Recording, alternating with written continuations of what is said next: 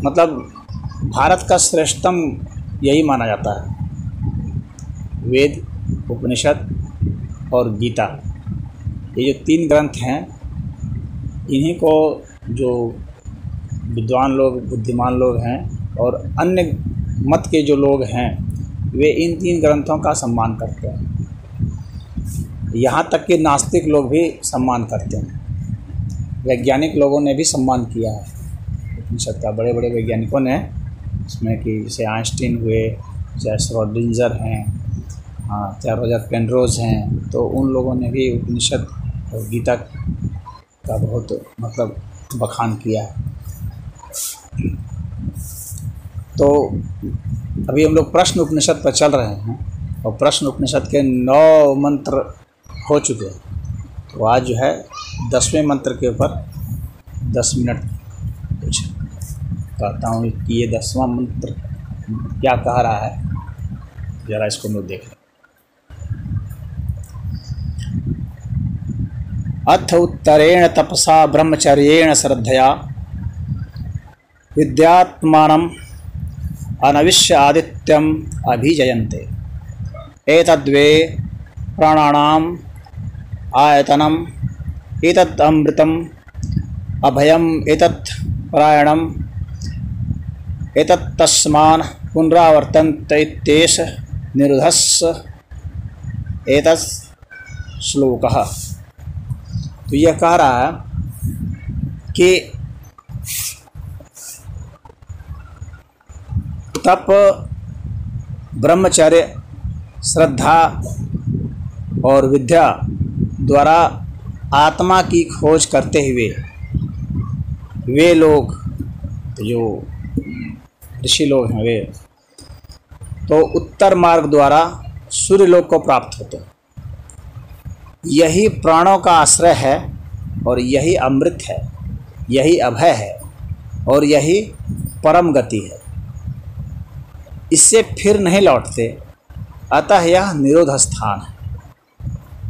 और इस विषय में यही मंत्र है।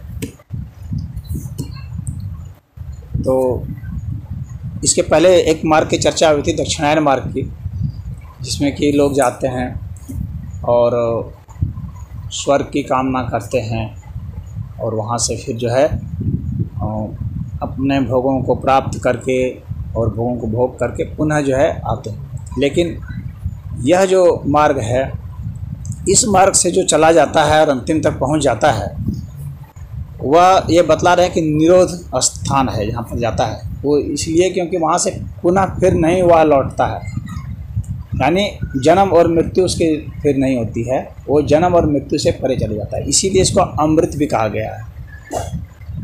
अमृत क्योंकि वह अमर हो जाता है, शाश्वत सत्ता को प्राप्त हो जाता है और रूपांतरण की स्थिति से वो अलग हो जाता है।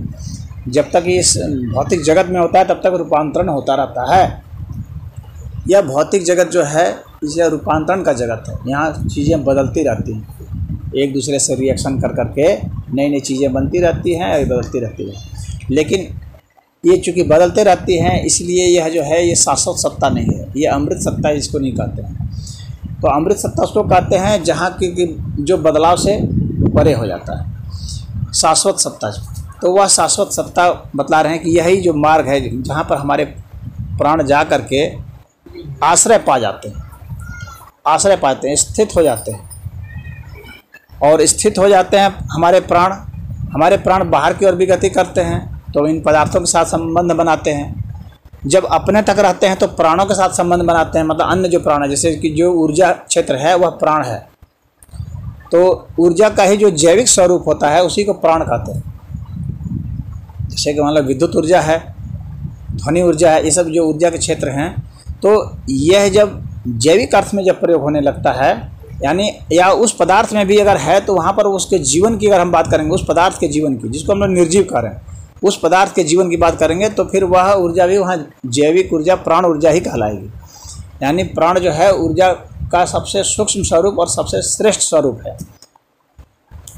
तो हमारे प्राण की हम बतला रहा है कि हमारे प्राण की वह गति है जो कि उसमें आश्रय लेती है और उस मार्ग से चलते हुए उत्तर मार्ग की ओर चलते हुए उत्तरायण होते हुए, इसलिए उत्तरायण की ओर मृत्यु की बात की जाती है शास्त्र में। उत्तरायण का अर्थ यह नहीं है कि सूरज उधर चला गया तो वो उत्तरायण हो गया, उस उत्तरायण से मतलब नहीं है। वास्तव में उत्तरायण वह है जब हम अध्यात्म पथ की ओर चलते हैं, वह उत्तरायण है।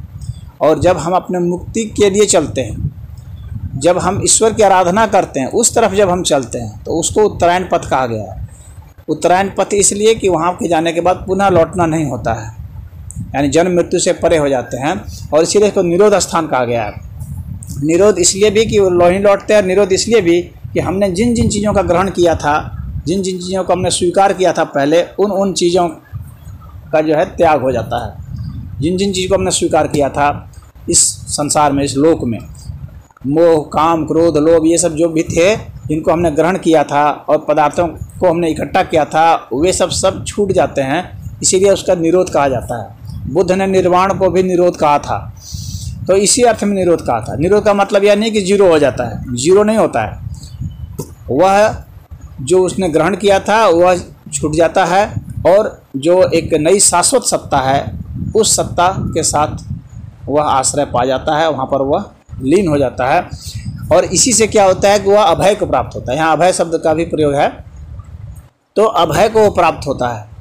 अभय अवस्था जहाँ की कोई भय की नहीं है। जब जब परिवर्तन होगा तब तब निश्चित ही भय होगा, क्योंकि पता नहीं आने वाली चीज़ कैसी होगी, क्या होगी, वह हमारे जीवन को क्या करेगी, हमारे प्राणों को कहाँ तक पहुँचाएगी, प्राण को रहने देगी या प्राण को नहीं रहने देगी।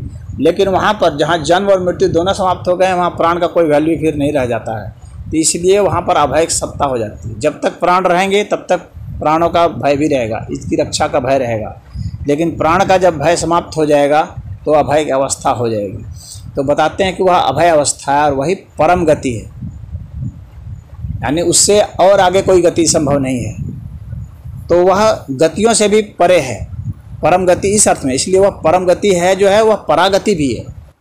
यहाँ पर जो है उसे समझना चाहिए कि जो परम गति है वही परागति, यानी गतियों से परे है। वो जब जब गति होगी तब तक वो पदार्थ और ऊर्जा की बात होगी। गति का अर्थ हो गया कि जहाँ मैं नहीं हूँ वहाँ मुझे अब जाना है, वह गति हो गई। लेकिन ऐसी जगह हम पहुँचते हैं जहाँ के बाद मुझे कोई जाना नहीं होता है, तो वहाँ पर कोई गति की बात नहीं होती है, तो वो गति से परे की सत्ता हो जाती है। तो कहते हैं यह परागति है। और ये किसकी होती है? तो कहते हैं आत्मा की खोज करते हैं जो उनकी होती है। और आत्मा की खोज किस तरीके से करेंगे, तो उसका साधन भी यहाँ बतलाया है। क्या क्या साधन बताए हैं? तप, एक तप है बताया है। तप का मतलब क्या हो गया? तप का मतलब हो गया कि हम ऐसी साधना करते हैं जिसमें कि थोड़ा बहुत, मान लीजिए कि हमारे लिए कुछ, हमारे प्राणों को थोड़ा बहुत कष्ट पहुंचता है। जैसे अगर हम दौड़ते हैं तो थोड़ा बहुत कष्ट पहुंचता है, लेकिन उससे हम मजबूती हमें मिलती है। जब हम पढ़ते हैं तो थोड़ा बहुत कष्ट पहुंचता है कि बैठे हुए हैं, कमर दुख रही है, ऐसे उससे आँख दुख रही है, लेकिन इससे हमें विद्या अर्जन होता है।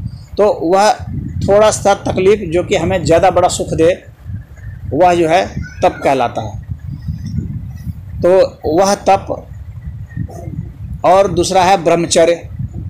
ब्रह्मचर्य का अर्थ हो गया कि ईश्वर के जो गुण हैं उन गुणों को हम ग्रहण कर लेते हैं। ईश्वरीय गुण का जो ग्रहण करना, ईश्वर की तरह चर्या हमारी जब हो जाती है तो उसको ब्रह्मचर्य कहा जाता है। तो ईश्वर के गुण, जैसे कि मान लीजिए अभी हम लोग ईश्वर नहीं देखें तो हम क्या जाने, तो ईश्वर के इसलिए गुणों को ग्रहण करना चाहिए। गुण को जो ग्रहण करेंगे तो जो गुणी है तो हम गुणी के साथ संबंध बनाते हैं।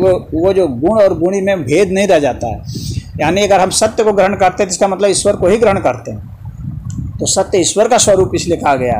अगर हम सुंदरता को ग्रहण करते हैं तो ईश्वर को ही ग्रहण करते हैं, क्योंकि सुंदरता भी ईश्वर का गुण है।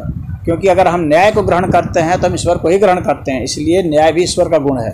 तो अगर हम इन चीज़ों को, हम ईश्वर को नहीं जानते लेकिन हम सत्य को तो जानते हैं, हम न्याय को तो जानते हैं, हम सुंदरता को तो जानते हैं, तो हम जिन चीज़ों को जान रहे हैं उनको ग्रहण कर लेते हैं, तो वह इनकी तरह चर्या हो जाती है। यह ब्रह्मचर्य है।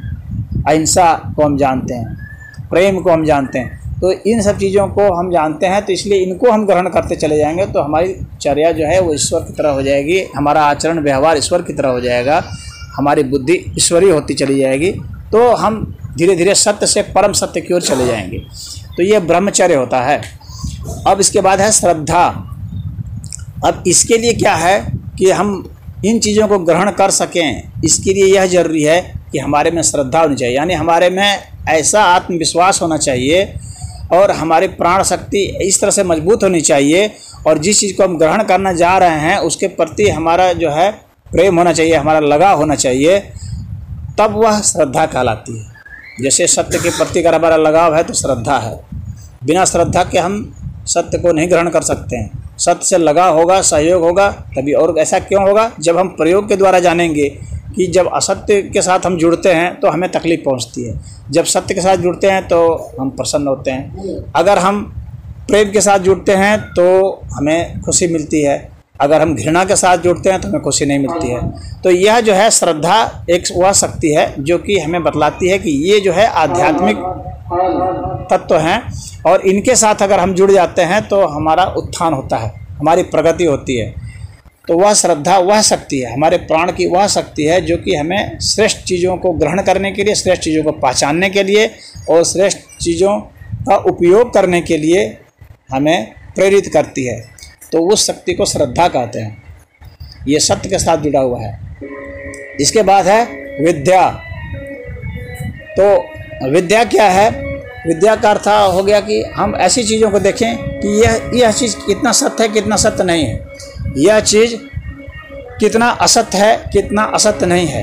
इन चीज़ों का जब हम तोड़ कर लेते हैं तब इसका मतलब हो गया कि हम विद्या क्या है और अविद्या क्या है इसको समझने लगते हैं। हम उस चीज़ को कितना जान पाते हैं, उस चीज़ के हर चीज़ के बारे में कि वह चीज़ कैसी है, उसका रंग कैसा है, रूप कैसा है, आकार क्या है, प्रकार क्या है, उसके प्रभाव क्या हैं। जितना हम उसको जानते चले जाते हैं इसका मतलब है उतना हम अविद्या से विद्या की ओर बढ़ रहे हैं, हम नॉलेज की ओर बढ़ रहे हैं। उतना ज़्यादा, जितना ज़्यादा हम जानते हैं। जैसे दूर से हम किसी चीज़ को देखते हैं, धब्बा सा सफ़ेद हरे रंग का धब्बा, तो कहते हैं कि कुछ हरा हरा जैसा दिख रहा है। नज़दीक जाते हैं तो कहते हैं अरे ये तो कुछ पेड़ है, और नज़दीक जाते कहते हैं ओ ये तो नीम का पेड़ है। ठीक है, जब और नज़दीक जाएंगे तो कहेंगे ओ नीम में तो ये वैरायटी है और इसकी ये उम्र है और अभी ये अभी फूला है। कहने का मतलब है कि हम जितना नज़दीक उसके चले जाते हैं नॉलेज हमारा इंक्रीज करता चला जाता है। जो शुरू में अविद्या थी वही अविद्या धीरे धीरे धीरे धीरे विद्या के रूप में बदलते जा रही है। तो इस तरह से हम क्रमशः विद्या के द्वारा आत्मा की खोज कर लेते हैं। तो आत्मा का अर्थ हो गया कि वैसा तत्व जो कि अविभाज्य है। यहाँ पर जो आत्मा का प्रयोग हुआ है यह दिव्य आत्मा का प्रयोग हुआ है।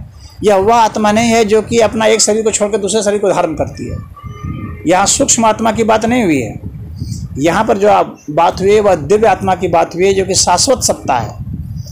और शाश्वत सत्ता का अर्थ यह जो है निराकार तत्व की बात हुई है। उस आत्मा की यहाँ बात हुई है जो शाश्वत है, जिसको गति नहीं करनी है। यह नहीं कि एक शरीर को छोड़कर दूसरे शरीर को धारण कर लिए, जो गीता में कहीं कहीं भगवान ने बताया है। तो वह यह आत्मा नहीं है। उस आत्मा की खोज करना जो एक शरीर को छोड़कर दूसरे शरीर को धारण करती है वह यह नहीं है। वह आत्मा शाश्वत नहीं है। वह आत्मा शाश्वत है जिसको कहीं गति नहीं करनी है, जिसकी उपलब्धता हर समय है, हर जगह है, सदैव थी, सदैव है, सदैव रहेगी। तो यह वह दिव्य आत्मा है।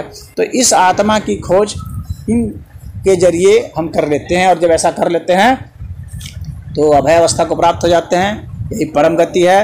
अमृत अवस्था को प्राप्त हो जाते हैं तो जो निरोध हो जाता है, फिर हम जो है लौटते नहीं हैं, यानी हमारी मुक्ति हो जाती है, परम मुक्ति हो जाती है। यही इस विषय में कहा गया है और बताया गया है कि यही हमारे प्राणों का आश्रय है। और कहा गया कि इस मार्ग के द्वारा सूर्य लोक को जाते हैं। तो सूर्य लोक का मतलब यहाँ पर सूर्य का मतलब इस सूर्य से नहीं है जिसको कि हम लोग भौतिक रूप से देखते हैं। सूर्य लोक का मतलब हो गया कि ईश्वर की जो परम ब्रह्म की जो सत्ता है उसको यहाँ सूर्य लोक के रूप में बतलाया गया है। तो हम तो उस सूर्य लोक में जाते हैं। यहाँ सूर्य वो जो है वो परब्रह्म परमेश्वर के अर्थ में इंगित किया गया है। सूर्य का जो निरुक्त में जो अर्थ है वह ईश्वर के संबंध में अर्थ है। सूर्य को सिर्फ इस भौतिक सूर्य से नहीं समझना चाहिए। तो यह ज्ञान का ग्रंथ है उपनिषद। तो इसमें ये सूर्य को परब्रह्म परमेश्वर को बताया। इसलिए सूर्य कहीं भी शब्द आता है, सूर्य की आराधना आती है, तो कुछ लोग इस भौतिक सूर्य की ही आराधना शुरू कर देते हैं, जबकि वेद में भौतिक सूर्य की आराधना का वर्णन नहीं है। वेद में जो सूर्य की बात की गई है तो वह सूर्य है जो कि परब्रह्म परमेश्वर है। परब्रह्म परमेश्वर का वह स्वरूप जो ज्ञान स्वरूप है उसको सूर्य कहा जाता है। जो प्रकाश स्वरूप है उसको सूर्य कहा जाता है। तो सूर्य चूँकि प्रकाश देता है, यह इंगित करने के लिए भौतिक सूर्य चूँकि प्रकाश देता है, तो इसका एक उपलक्षण के रूप में इसको स्वीकार करके उसको इंगित करने के लिए है। वह परमात्मा जो ज्ञान स्वरूप हैं, वह परमात्मा जो प्रकाश स्वरूप हैं, और प्रकाश स्वरूप किस अर्थ में? ज्ञान वाला प्रकाश। तो यहाँ प्रकाश और ज्ञान को अलग अलग नहीं समझना चाहिए, बल्कि ज्ञान जो है वह स्व प्रकाशित होता है। तो इस अर्थ में इसको सूर्य कहा गया है। यही इस मंत्र का अर्थ हुआ। आज इतना ही। ओम।